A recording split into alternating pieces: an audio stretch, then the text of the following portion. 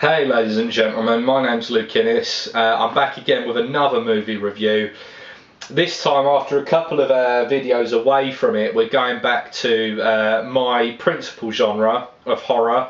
We've got some shot on video nastiness for you today. This is likely one of the most obscure movies I'll ever review. And I've had a look on YouTube and there seems to be very few people who've actually reviewed this. I'm one of only a handful. Also a quick note, I'm filming this back to back with my last video. I'm not some dirty fucker who lives in the same clothes constantly. And it's kind of relevant that I'm wearing an extreme metal shirt because today we're talking about Cradle of Fear. Now this movie came out in around about 2001. It's directed by a guy called Alex Chandon, who is kind of quite a prolific underground horror director in the UK. Cradle of Fear is kind of a vehicle for him and the guys from the band Cradle of Filth, a British extreme metal band. I mean, first things first, I've got to say I'm not a big Cradle of Filth fan before we get into any sort of music debate. I love their first album though. This movie stars Dani Filth as the man. It also stars Edmund Dean as a cop who's trying to track him down. And it stars a ton of other people who don't matter. Frankly, just actors who this is, the biggest thing they ever did. It has got Emily Booth in it though. Emily Booth, my babe. Cradle of Fear is an anthology movie. There's 4 stories that are separate but kind of weaved around. Basically what it is, there's this hypnotist guy who's in an asylum after a 25-year killing spree, and he's got his son on the outside and he's kind of sending almost like telepathic links and stuff to his son, like to get these people who are attached to the people who were involved in his trial and his conviction and the fact that he's now locked in an insane asylum. There's all kinds of stuff going on and it's not really clear, and this is incidentally one of my problems with the movie. First of all, there's no real sense of cohesion as to what can realistically happen in this world. I mean, there's a lot of stuff about hallucination, a lot of it feels very real, a lot of it's kind of more body horror themes.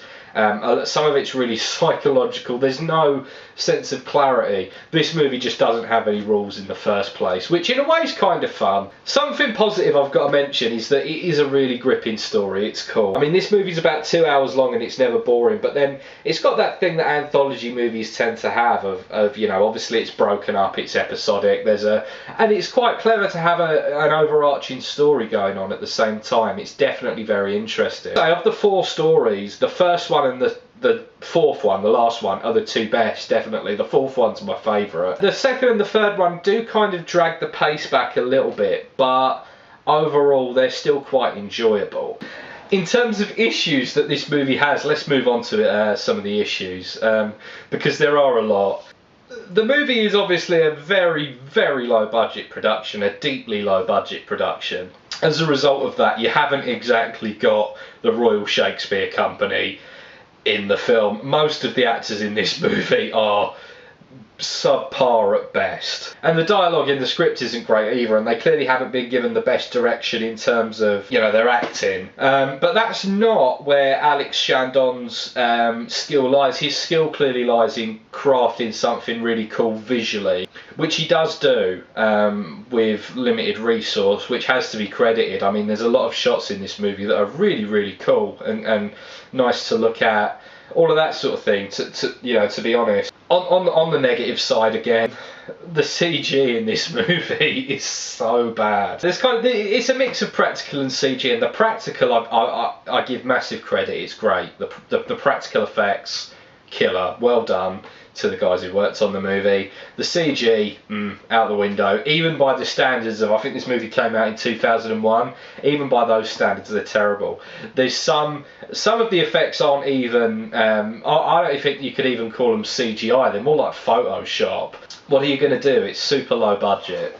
As I said, Alex Chandon puts a really well constructed movie together in terms of editing and all of that sort of thing, and he's really good at shooting goth girls with big titties. It's got to be said. Ultimately, when you review a movie, you've got to review it within the context of its intention, its creation, what it is, basically. And Cradle of Fear is a shot on video, super low budget movie that was essentially a vehicle for a rock musician to be shown you know, with loads of, you know, blood and violence and gore and whatever. And within that kind of world, it is pretty good. I know I've sort of shat on it a little bit. I'm only being honest. And in spite of all its flaws, it is quite an enjoyable movie.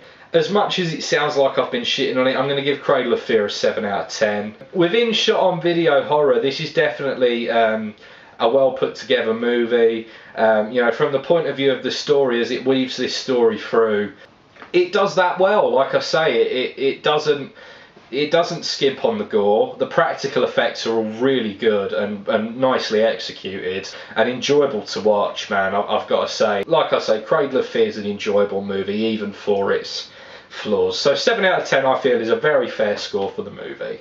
Thank you very much for watching, ladies and gentlemen. My name's Luke Innes. A plug for my podcast, there will be a link in the description. If you're into music, and presumably if you're here you are, since obviously this is kind of a music tie-in movie, please go and check out my podcast.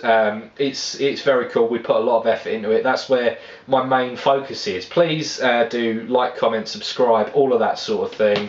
I really appreciate it. I'm almost at 100 subscribers now, which is very cool. So thanks for watching, ladies and gentlemen.